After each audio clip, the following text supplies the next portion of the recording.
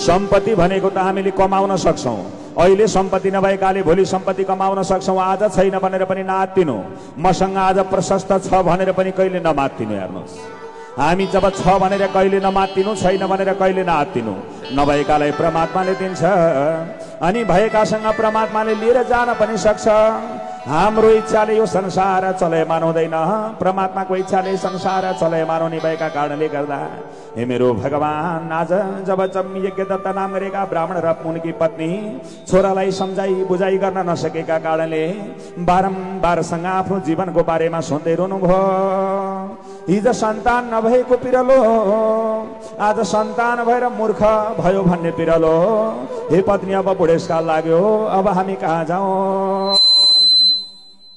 बुढेसकालको अवस्थामा भगवान प्रभु परमात्मा हाम्रो सहारा होला भनिकन यो छोरालाई हुर्काएको बढाएको।